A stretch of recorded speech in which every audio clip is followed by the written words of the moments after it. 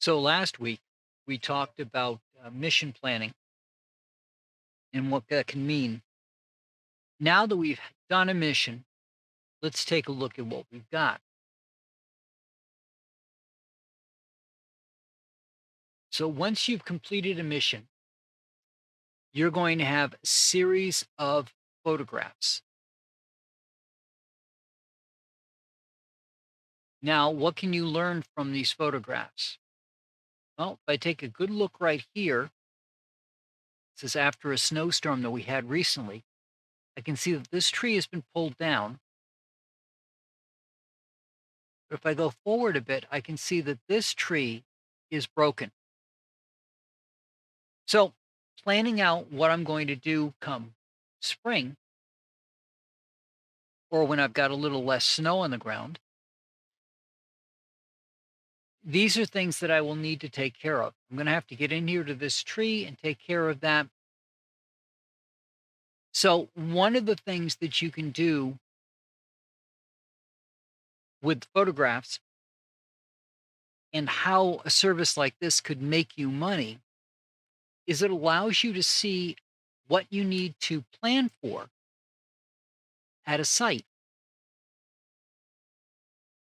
Now, this allows us to get into detail because you can pull in very closely and see that this tree is broken, for example.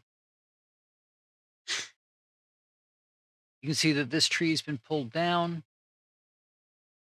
This is an overhead view of the trees. You can see that this one's been pulled down.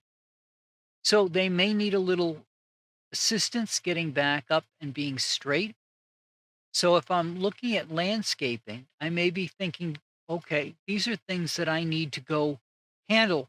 And what tools am I going to need to do for those? This tree may not be salvageable, for example, and I'll need to bring out stuff to cut down the tree and then take the remains away. Whereas these other ones,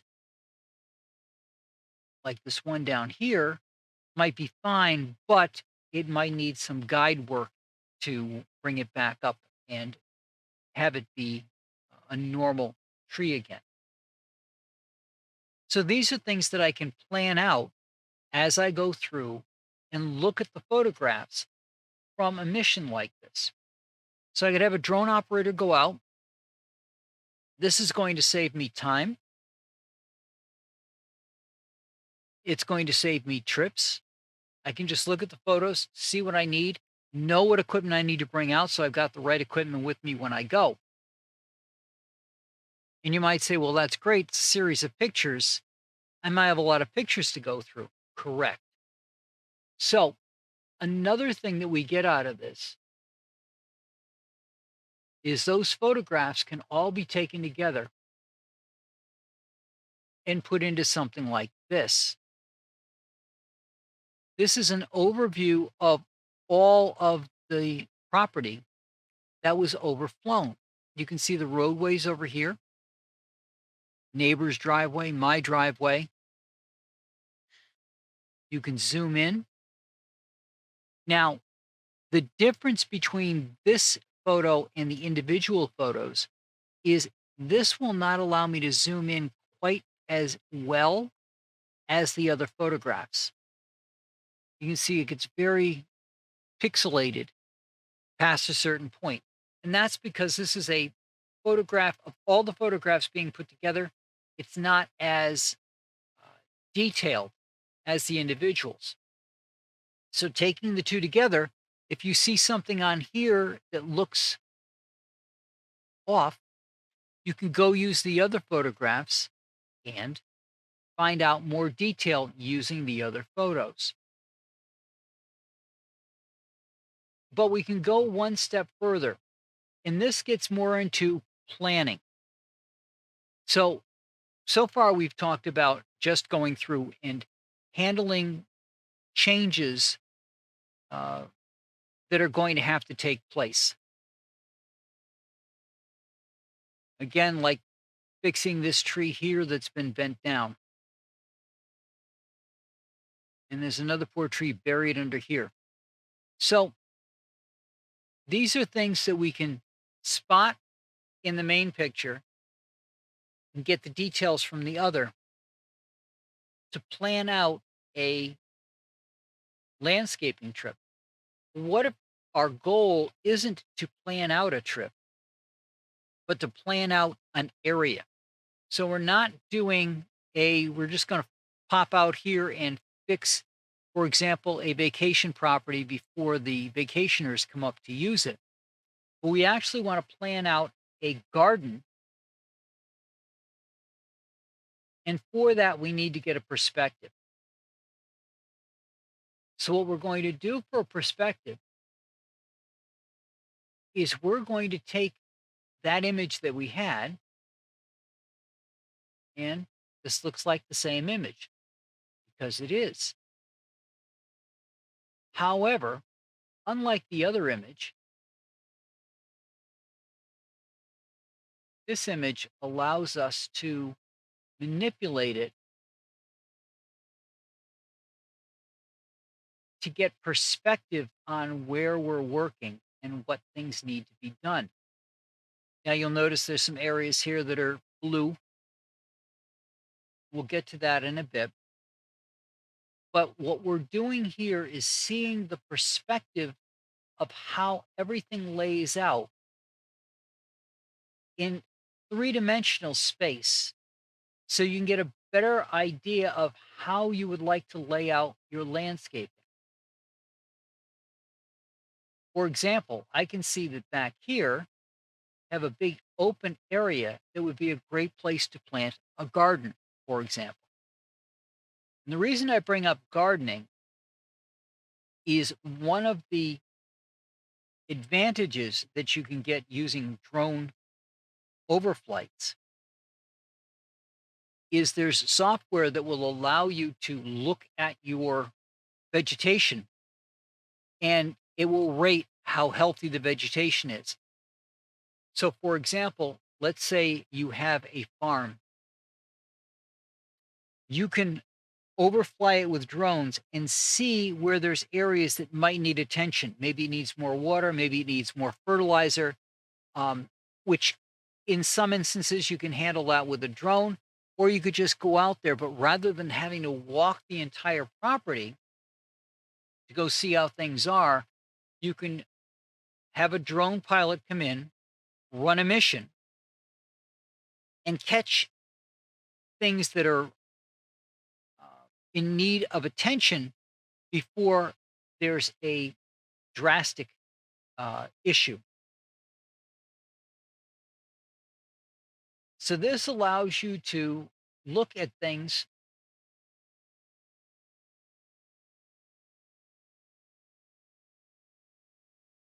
in a three-dimensional perspective.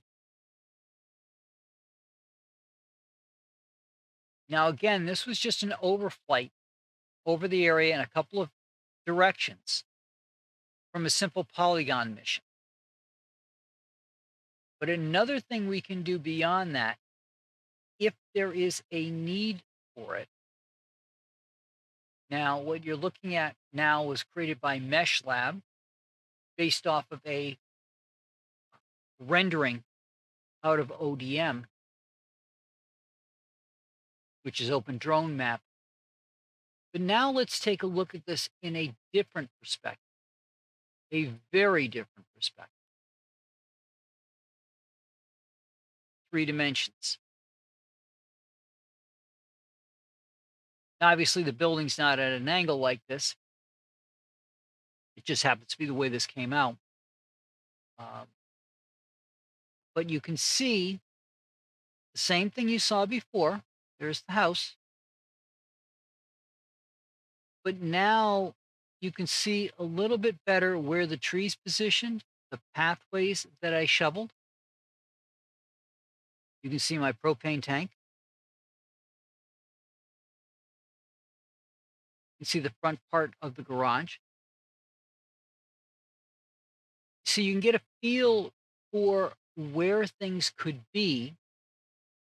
And taking a model like this, you could actually take vegetation and position it directly on the 3D image, then show it to your client. So rather than just having a two-dimensional image with, okay, we're going to put this here and this here and this here, you could actually show the client how it would look around the building. And you'll notice that even here, I've got some blank spaces because I didn't capture the entire building. Um, One issue you do have with a drone is that sometimes it's hard to get into certain spaces. So while a drone would give a good overflight, and if there's not too much around the building, very easy way to capture the building. But I have trees around this building. And because of that, it's a little bit more difficult to capture because there's trees in the way that prevent me from getting the drone into that particular area. Is that fixable? Yes. Not using a drone, but by going by the shape of the building and then doing a different type of photographic capture, the same thing can be rendered. This is using reality capture, part of Epic Games. So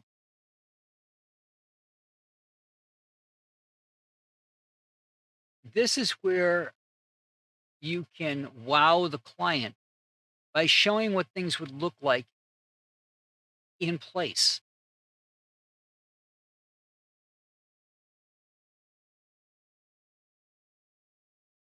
So by doing an overflight,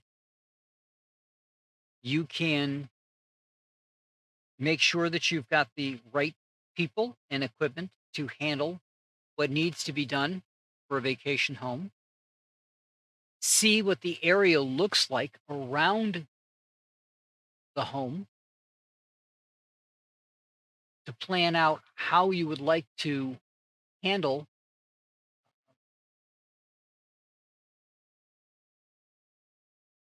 the placement of things and what would look good around it, which will help you plan out your proposal to your client.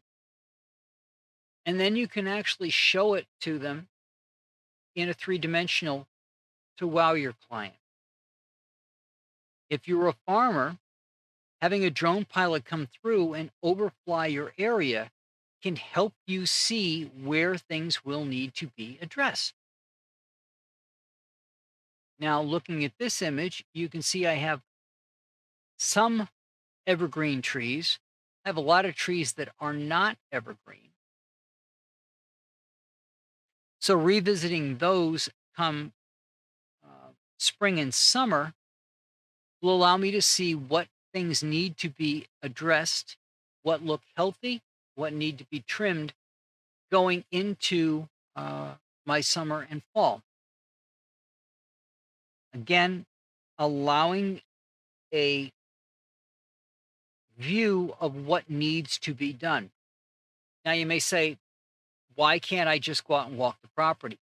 Well, you can. This overflight of basically just a couple of acres of land took about 30 minutes to do.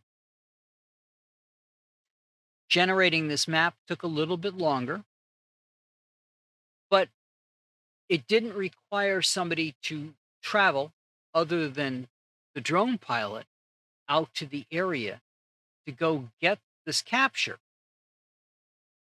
So I could do multiple captures during a day, stack these all up to be run, and then as a deliverable, you get these maps of how the area looks as well as the individual pictures so you can zoom in and see what needs to be addressed. It doesn't require somebody walking through the snow in this case on the property or what could be uh, a soggy area. For example, right in here,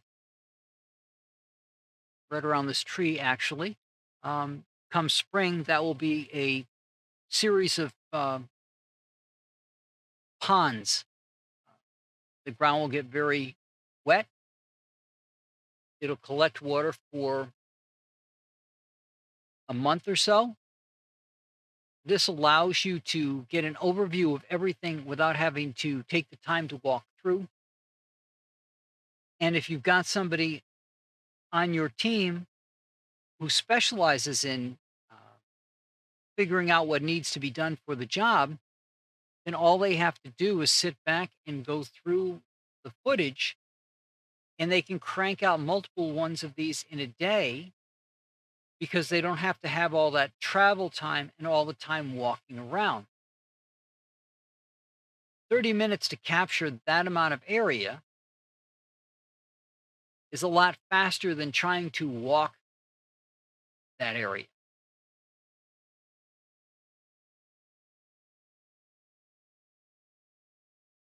which gives you more opportunity to have more clients. So that's what I've got for you this week on drone footage. I know this isn't the typical type of drone footage that you see all the time with somebody showing off where they've flown their drone or getting those cinematographic shots. This is a far more practical application, which allows you as a landscaper to get more clients and make more money. And as a farmer, to see if there's any area out in your field that needs attention